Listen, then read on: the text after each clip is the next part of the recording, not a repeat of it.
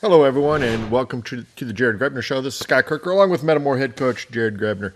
Coach, yesterday, at your second round playoff game, you traveled down to Mohammed Seymour. It was kind of an interesting game. They were a pretty good, pretty solid football team, and they were a number one seed, undefeated, hadn't been behind at all this entire season. And they presented some challenges for you guys. Extreme length. Their wide receivers were as big a wide receivers as I've seen a Metamore team play against in memory. I don't know if I've ever seen one have two 6'5" receivers and a 6'5" quarterback, and have other things to go with that. But I thought by and large your kids battled a Mohammed Seymour team that was favored, but your kids battled right up to the end.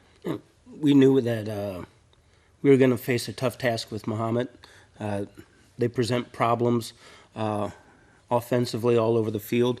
You mentioned their wide receivers. They kind of lived on big plays throughout the year. We wanted to make sure we kind of kept things in front of us and tried to rally around that, but then all of a sudden you bring in the running game into the mix, and it just presents a lot of issues, and you kind of have to pick your poison, so to speak, Right. and on what you want to focus on and try and take away, and whether you want to try and take away this, take away that, and but our team responded pretty well. Had some breakdowns here and there, but we were all pleased with how they performed. It was midway through the first quarter, and I believe they were up 7-0. And it felt like a lot of the momentum was on Mohammed's side, and your offense created a hole for Hartnett, and he was able to break through and go, I believe it was 66 yards for a touchdown. You missed the two-point conversion, but it made it 7-6. They would score again. And then later on, and I believe the same quarter, I believe you tied it up, didn't you? Yes. At 14-all. Another great run, this time I believe by, was it Mark Fredericks? Mm-hmm. That had, I think he went about 67 yards, didn't he? Yeah. For a touchdown. But you start finding some things on that left side of the line. And, whether it be just a straight handoff with Fredericks or Caden keeping it and going the distance.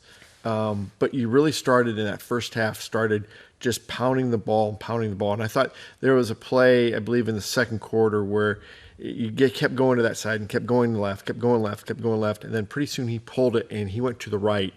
And there was nothing but green. And I believe he didn't score, but I believe he picked up something like 48 or 49 yards on a really nice play. I thought the entire game, your team, your offensive line and your offensive side of the ball just kept creating holes, keeping you in the ball game. Yeah, our offense did a really good job the other day.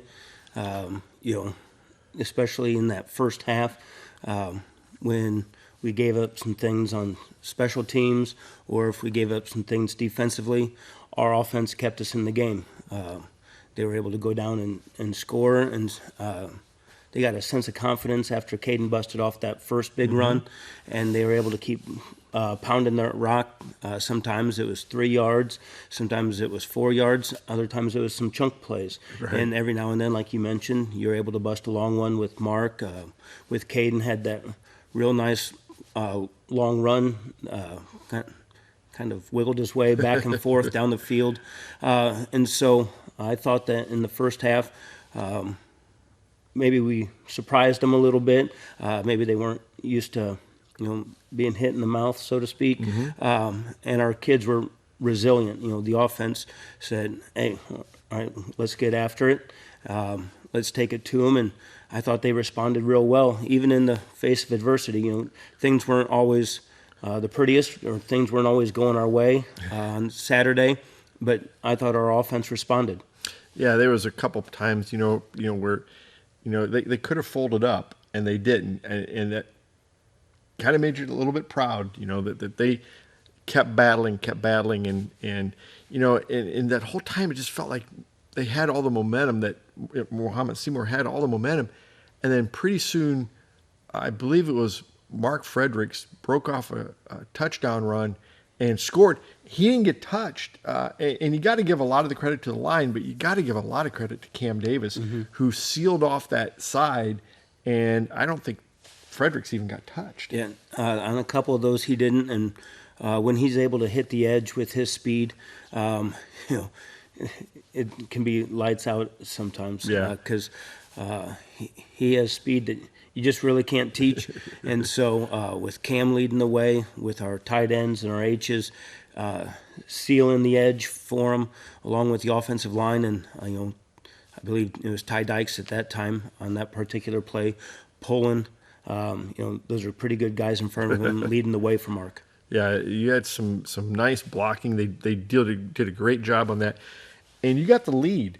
I believe it was it 28-27 or yeah, something like that, 28-27.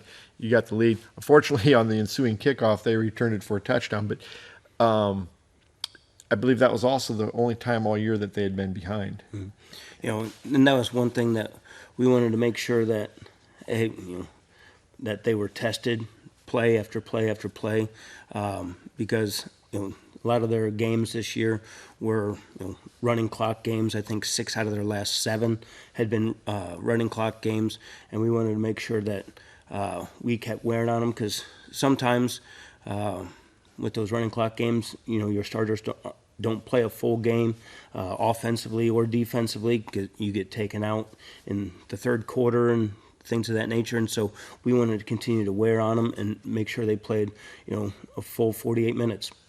Yeah, it was pretty exciting. When I look back and I see this team or think about this team, I think there were a couple of times this year where, you know, things could have gone south. And it's credit to you and the rest of your coaching staff. I thought you guys did a great job of keeping them together.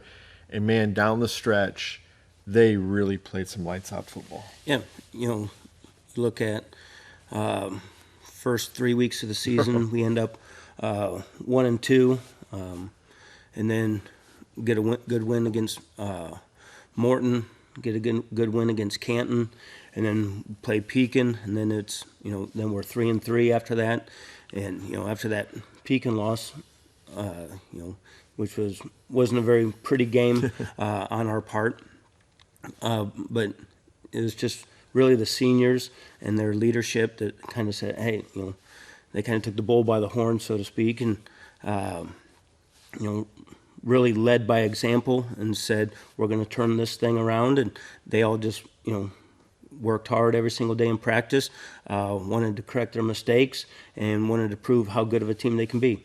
And I think by and large, you had to be real happy with the way they did that, you know, the way they were able to respond and come together as a team.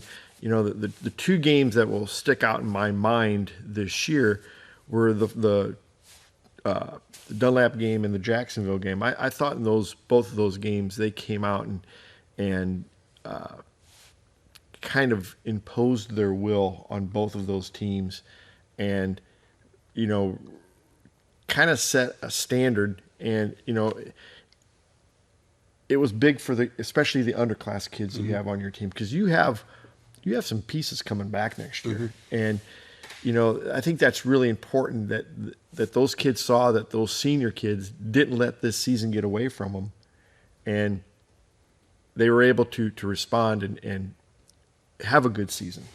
And you know, that was one thing about this team. There's never any, you know, backbiting or anything like that. It was just one cohesive group, kind of came together for one collective unit. Kept working every single day, and by the end, you could start to see them really come together offensively, defensively. I thought this unit kept growing as the year went on. Unfortunately, we ran into a really good Muhammad team. You never like to see your season end or anything like that, but the seniors, they really gave it their all. They led by example. You know, when times get tough throughout the season and things don't always go your way, it's those guys that you have to lean on to kind of show the juniors, the sophomores, and freshmen like what to do when times get tough. And credit to all of our seniors on the team, for just leading the way and leading by example. You had the opportunity to coach your nephew, who was also your quarterback, who was also the leader of your football team. And that, when you look back at it in a few years down the road, that's going to be kind of special for you. Yeah, it's always special when you get to coach family members. Caden had a really good year for us this year. One of the few guys that played offense and defense. Special teams? Yeah, special teams on punt returns and stuff like that. But so he laid it all out there. Sometimes I don't know if I always give him enough credit since he is my nephew. But I thought he did a really good job this year for us. As just a leader, I thought he grew maturity-wise as the season went on, and he did a really good job for him, and I'm proud of him. When he was a freshman, he wasn't a whole lot bigger than you were when you were a freshman, and he really grew into being a nice-sized athlete that kind of took over games. Yeah, he has great athletic ability. He's the type of kid that hasn't missed any lifts. He's a three-sport athlete, with basketball and baseball, and he still made sure he found time to, have a job, have a social life, get in all his lifts and extra workouts and stuff like that. So he made sure that he made most of his senior season. And you had so many other seniors that contributed: Tyler Cassip and Dalton Shuda and Ben Wallace, and there's just a list of them. U-File and Nate Bartman, Drew Hansen. I mean, the list goes on and on. Yes. It really does. Nick Vespa. I mean, you could just keep talking about every one of these kids. And we'll get to them in a little bit, but because they just have done a fabulous job, and I'm proud to have been able to coach all of them. When you look at your program. Because the unfortunate thing about sports in high school is once that last game is played, it's almost like, okay, now we need to move on and get ready for next year. How do you make that transition to playing your last game on Saturday and Monday starts next season? Yeah, we'll talk Monday about the off season and everything like that with all the guys. It always is motivation for them to how the season ends, to get up there and try and do better than this year. It's always fresh in their minds, and they all know what they need to do to make next year even more successful. The weight room, increasing your agility, your speed, doing a lot of that stuff. So we'll have a meeting.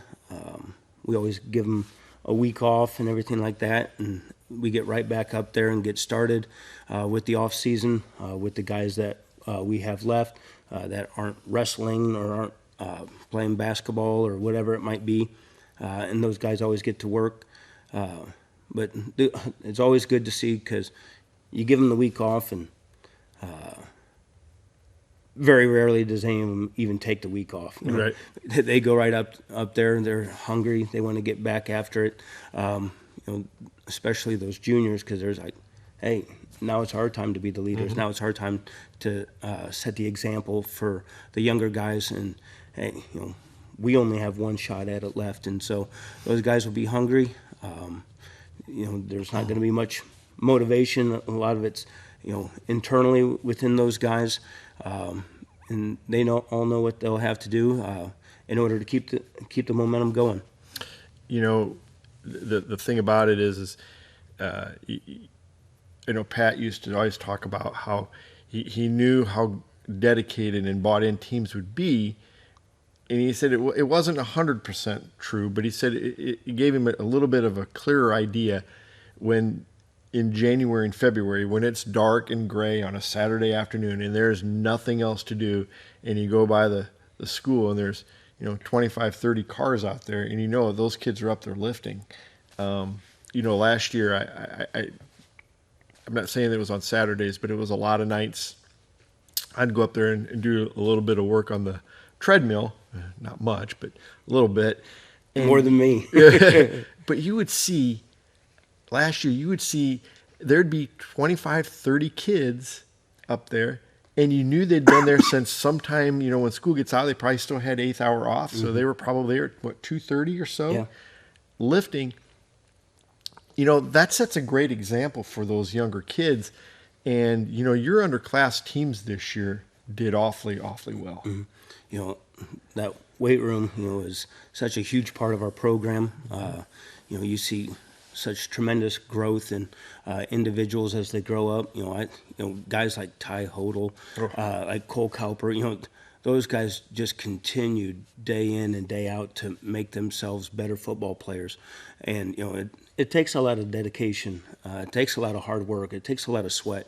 And we're fortunate enough to have a lot of guys that are, willing to put in the effort and to dedicate themselves to better themselves.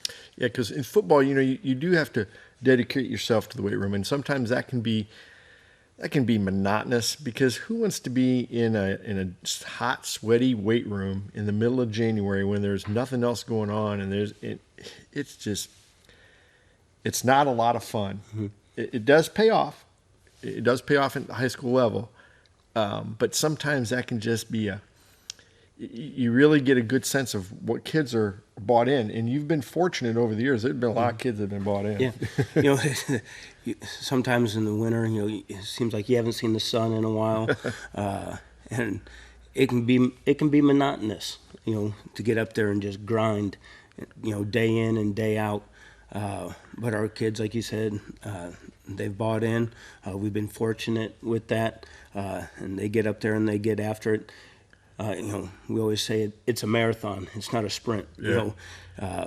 It seems like they're already going to start counting down to next August, but man, that's a ways away. And all of a sudden, you get to January, you get to February, you leave the weight room, and for some of them, you're like, man, it's dark outside already when we're leaving. And so it can be a grind. And credit to everybody for continuing to put in that hard work and grinding day in and day out to better themselves, to better their teammates, to lead the way, and to make their team better. I had the privilege of doing the chains at the sophomore/JV and your freshman games. And I'll start with your freshman team. And I thought your freshman team a little undersized up front. But there were kids on that team from the first game to the last game had improved, and they went 6-3. So they had a pretty good idea on how to win football games. And they lost a few games. And I think sometimes that can be a good thing, because it gets the kids into the weight room knowing that, okay, we can get better. Mm-hmm. But the improvement you guys made at that freshman level. And one of the guys that I thought was and I don't want to single anybody out too much, but Jaden Lambert, I thought, it was the Morton game that I thought he was kind of feeling his way, and then all of a sudden the light came on in about the middle of the second quarter of the Morton game. And from that point on, he was like an old school Metamora fullback. I mean, he was running over kids. He was running around them. He was running past them. And there were other kids, though, on that team too. But that was the one kid that just really, other coaches would make comments that kid, wow, he's something else. And that's the one thing with just the whole freshman group in general, is you love to see their growth as the season goes on. Mm-hmm. Some of them hadn't played football. Not all of them have played JFL before or anything like that. Some of them are putting on helmets and shoulder pads for the very first time. And so some of them don't quite know what to expect. But you see them grow day in and day out. You see them grow as the season goes on from game to game. And it is always fun to see, that light finally go on. It's like, oh, okay, I got it now. And instead of trying to be robotic and react, then you start to see their athletic abilities start to shine. And, confidence is a contagious thing. And, yes. When, you start feeling confident in yourself, your team starts feeling confident, and, good things happen. They only lost 3 games, and they lost to 3 really good teams. They beat everybody else, and there was never a game in there that said, well, we should have won that one. They beat all the teams they were supposed to beat. They'll be better. Those 3 teams that they lost to, I've done the chains long enough, and I've seen how Metamore teams improve. They will be competing with those other 3 teams within the next couple of years, and for sure. And that's always the goal, is to have them keep progressing year after year, and make sure they grow, mentally, physically. Make sure they stay on top of their schoolwork and be good student athletes. But there's a lot of expectations that these seniors have set, and hopefully this freshman group can continue on that legacy. Yeah, coached by Kurt Ryan, Luke Ryan, and Mike Warner. I thought three of them did just an outstanding job. And they had some injuries. Stephen Petrie, the quarterback, who is a really good player, both offensively and defensively, and he went down with a knee injury. I'm not sure how serious that was, but he was down with a knee injury and didn't get to play the last few games. But for them, it was just like, next man up, let's go. Mm-hmm. And they filled in another quarterback, and the backup quarterback had to move positions, and they had to shuffle some things around, but they didn't skip a beat. And that's a tribute to the coaching staff. Absolutely. I thought Coach Kurt, Coach Warner, Coach Luke, Noah Trollope, another coach of ours, I thought those guys do a fabulous job making sure everybody's ready to go every week. Sometimes at the freshman level, you never know what you're going to get or how they're going to react, having to move to a new position, just simply because, sometimes it's hard learning your own position when you first start out, much less having to move and learn a new one. But those guys do a great job making sure everybody's where they need to be, and I'm proud of all those guys. What did I think Al McGuire, the old basketball analysis on college basketball, what did he say the best thing about freshmen? They become sophomores. And then hopefully they keep on growing. Yeah. But then you move ahead to your JV sophomore team, and man, I'll tell you, they were an incredible team to watch. And I thought Steve Kieswetter and Ryan Otto, and I think Jeff Herring helped out a lot. Andy Simmons, Sam Elbert. Those guys, wow, did they do a great job with that JV team. They went 8-1. Their only loss was to Washington in a game that I think your coaches only wanted to see if we could play with them. And then because they played everybody. They had a rotation. They didn't care if the score was 7-7 in the first quarter. They kept getting those kids in the game and playing them. And man, they blew. I think was every other team a running clock. I think maybe with the exception of LaSalle Peru, everything else was running clock, I believe. I don't believe Peoria High was. It was close. Because we were down quite a bit, and then ended up going on like a 21-0 run. 30. It was a 38-0. 38-0. Yes, I stand corrected, because I know we were down by about 14 at one point. 18-6 at one time. Yeah. And so I knew we were down, but that was a group again that just continued to grow. Sometimes you piece some of those younger guys with some of the older guys together, and you see where those guys fit in. But those guys made great strides this year as well. I thought the offensive line, in the summertime, you don't know how they're going to come together. I thought they started to gel. There's question marks, even like Evan Kyle. He'd never played running back before. Old school Metamore back time. And he goes in at running back, and all of a sudden he just, man, he has a really good feel for the position. You have Jadon Cranford. Nick Rhodes did a tremendous job orchestrating. Yeah. I mean, there's a kid that just grew, so much from his sophomore to his junior year, just mentally understanding the game, and and just seeing that kind of growth from them. You had guys like Wesley McNeil on defense, just tight ends, defensive backs. Those defensive backs was it Seals and Shea Seals, Brad Schock. That sounds like a musical group. Seals and Schock. And, they all did a really good job. The whole team did, and so we're looking for big things and for them to take the next step. I thought those guys were fantastic. They did so well. I can't remember what 21's name, Malachi Johnson. Yes, Sorry. Mackay. He did. At times did a very good job. You can never have enough playmakers. But you mentioned Nick Rhodes, and he's made himself or put himself in a position where you guys are going to have to make a pretty tough decision next year. It's always it's always great to have competition within the team. And there'll be competition at all positions because when the kids are able to push each other day in and day out, good things happen, and you're just going to get better and better every day. You mentioned the fact that Jadon Cranford and Evan Kyle, and then you got Mark Fredericks up at the varsity level, along with Cam Nichols, who's also a running back, started at linebacker. So you got 4 guys next year that are going to be getting some time at running back. And all 4 of those guys have shown at times, and they've all got a little bit different style of running. And boy, you being a defensive coordinator in the past, that's got to be a nightmare for defensive teams.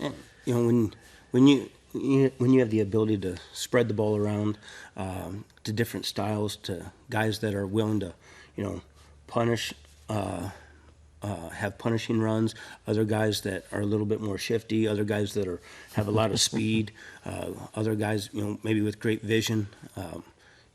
It does create challenges, and so it's going to be fun designing things for them next year. And they've all got some speed. They've all shown that they can outrun a lot of kids. So that would be nice. And the one thing I thought was a little bit interesting is in the program, Evan Kyle is listed, I think, at 6'160". He has to be bigger than that. He looks like he's about 175 or 180. He's one of those guys that can fool you a little bit, but to see his growth from his freshman year to his sophomore year, he was a kid that really worked hard in the weight room. He saw what the older guys were doing, and he kind of followed in their footsteps. I mean, some coaches, that were involved in other sports and stuff, when they would pop in when they had time to, they'd go, man, Evans really put the time in, and you can say that with a lot of our kids because I mean, after a while, you really start to notice like how much time they put into that weight room, and you can say that about a lot of them. And the other one, and we get moving on after this, but the other kid that I noticed was Jadon Cranford, a freshman, kind of being thrown into a little bit of the wolves. Playing a little varsity and a little JV, never really getting to be with his freshman class. But he's another kid that from that first game of the year to about the 5th game of the year, he I don't want to say struggled, but he had to kind of feel his way. But after that, oh my. Yeah, I mean, there's always a learning curve, especially when you're a freshman, when you're just kind of thrown in there. A lot of it is, your natural abilities. Sometimes we had to kind of rein them in and, slow them down a little bit. I mean, you don't want to ever slow them down, but just understand that you got to wait for a kick-out block or you got to wait for this pulling tackle because you just can't be too antsy because you need to rely on them. But he has the ability to stop and start on a dime. He has tremendous vision. He has a lot of intangibles that you can't teach. Yeah. And although you'd like to think you taught him all that, everybody knows that that's just something like when he makes some of his jump cuts to get back up in full speed, like that. It's fun to watch. It was, and he knew when to, especially those last 3 or 4 games, he really knew when to turn it on. He knew when to kind of glide, and then he just took off. Evan Kyle was the kind of guy that he would go wide, and his specialty was those cutbacks. Were just unbelievable. Where did he see that little lane, and he'd cut back, and there'd be nobody there. Yeah, and sometimes that vision, you can talk to him about how the backside's cutting off and stuff like that, but they still have to be able to see it and react to it in real time with their vision, and I thought Evan did a good job of that. I thought Jadon did a good job of that too, of just developing a feel for their blocks and where they're coming from. Yeah. The future of Metamorph football, very, very bright. We're all excited. I know everybody's, a little down today after the game yesterday, but it won't be long where those guys will have a little pep in their step again. They'll be ready to get after it, and we're excited where things are heading. I want to take a timeout now and go to the Germantown Grill player of the game, and we'll have a little bit of a break here, but when we come back, we'll talk about the seniors. We've named them the Germantown Grill players of the game, and as soon as we have this commercial break, we'll have a little talk about those guys. Thank you. Central Illinois, you asked for it and we listened. Germantown Grill is growing, adding more dining space and a private gaming area featuring games powered by Gold Rush, the gold standard in video gaming. The game's on at Germantown Grill off Route 116. Welcome back to the Jared Grebner Show.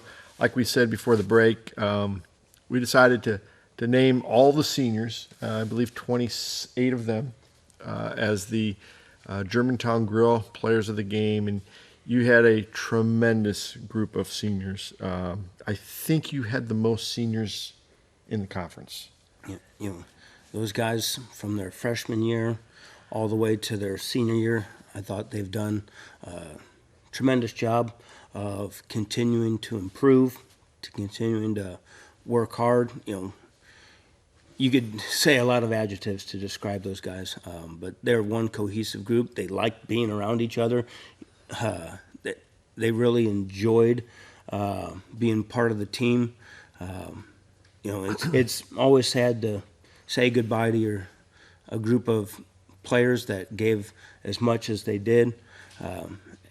Unfortunately, you got to say goodbye at some point, no matter how the season ends. And it's just sad to see them all go because, it's them. It's their parents as well. We're just blessed to be a small part of it. But you can't say much about these seniors besides, they're a great group of guys. They came to work every day. They worked in the off season. They matured. I was talking to some the other day. Probably one of the most rewarding things is not how they developed athletically, but man, some of those guys, they matured as leaders. Mm-hmm. Some, they kind of surprised you. You didn't know how would they respond in the face of adversity and when things went bad. And man, those guys really led by example. They put their arms around the younger kids. They helped them. They're coaches on the field also. And so a lot of the credit for the success that we were able to have this year, it falls on their shoulders. And, they made sure that, hey, this is our team. We're going to do whatever we can to make this, the best season that we possibly can. And credit to all of them. They did a fabulous job. We're going to miss every single one of them. It doesn't matter if they were a starter or a non-starter. They all contributed in their own way, and every single one of them will be missed. Yeah, I thought it was just a great group. I got to hand it to you. I thought the end of the game when you took the page out of the Mark Grounds playbook. Yeah, and we talked earlier, and a lot of good ideas are stolen, and I thought Coach Grounds did a good job with that, and I wanted to make sure the seniors on the field were recognized appropriately. You wish you could do that with all the seniors. It just happened to be the defense out there at the time. The offense deserves all that recognition as well, but it was an ability to get some seniors on the field that weren't able to see the field that night and get some seniors off the field also. But yeah, it's just a good way to end the night. Even though things didn't go our way, that's not how any of the players wanted to end the night. No. To being recognized at that time. Unfortunately, that's the way it turned out. But I'm thankful, and all of us coaches are thankful for everything they've done for Metamora football. In case no one really noticed, what you did is you called a timeout, and then you walked out in the field, and you kind of backed them up a little bit, and you gave each one of them a hug, and you gave them a chance to walk off the field and be recognized by the fans. And people don't think that's a lot or a big deal, but for those parents and those kids that are playing their last game, maybe the last game they're ever going to play football, maybe the last time they ever play a competitive sport, that's a big deal. Yeah, there's a lot of time, like we said, goes into playing this game. I mean, some of those kids have been playing JFL footballs, since they had flags around their waist and stuff like that. You can remember some of those guys, at the halftime of the JV games, they were up on the field, on Malone Field, playing under the lights.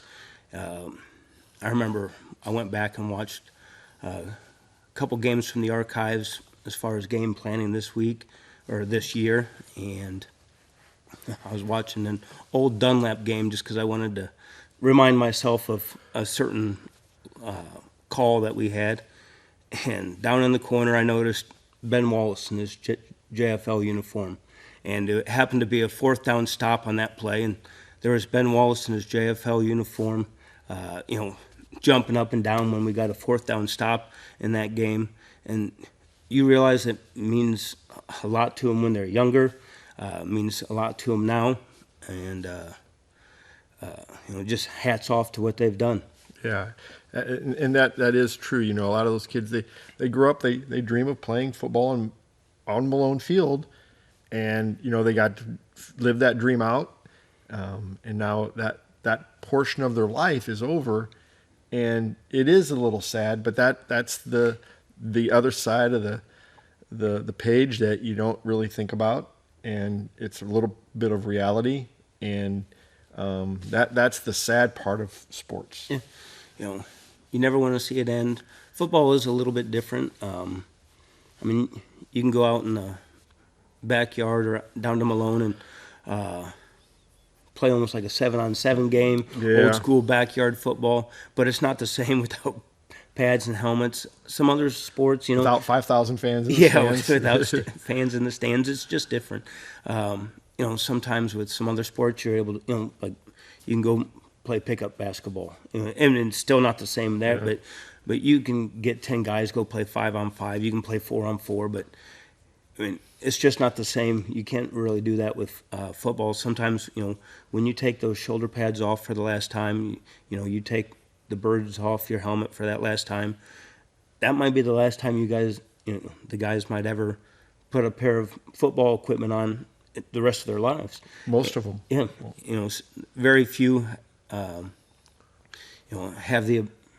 the honor of going on and playing in college, or maybe want to go and play in college, and so for those few, they'll get to again, but it's still just not the same feel, at Malone Field, with those guys that they grew up with since grade school, because there's just something about being a part of this community, being around each other for that long, being together for 18 years, and the good thing is there's a lot of special memories that were created. I know I'll take a lot of memories with me from this season, just from these seniors in general, and I thank them for all their time. All the coaches thank them for their time. When I say I'm just speaking on behalf of the others because they're not here, but they'd all say the exact same thing. Right. We love each one of them like they're our sons. We've always held them to high expectations on and off the field, and it's sad to see them go. Yeah, Coach, I also want to thank you for making yourself available every time we've ever asked for the show on. Every Sunday night, and after the games, win, lose, or draw, you've always been very approachable. Thank you. It's been a crazy ride, and it's been a lot of fun. And I know next year you're gonna be pretty good. We'll just keep taking it day by day. We'll work hard day after day, and take it one step at a time. Let the chips fall where they may. But I'd like to thank you, Mr. Hagan, Mr. Kaler, Mr. Vogel. I mean, the list goes on and on and on. Basically, your team at MTCO for putting together a tremendous product. I know there's a lot of people that like tuning in, watching the games over and over again, because people like to, live in those moments, to rewatch some of those games, especially the victories. Those are always seem to, be viewed a little bit more. A few more times. Those are the ones I would tune into a little bit more, but I'm biased. Yeah. But, I can't thank you guys enough. You guys have done a tremendous job. What you guys do for all the kids at Metamora High School, whether it's football, whether it's basketball, volleyball, you guys have done a tremendous job, and we thank you for supporting our kids. Well, thank you, and we'll let you get going here, Coach, but thanks again, and, it's always good to be a Redbird. Always. That'll do it for the Jared Grebner Show.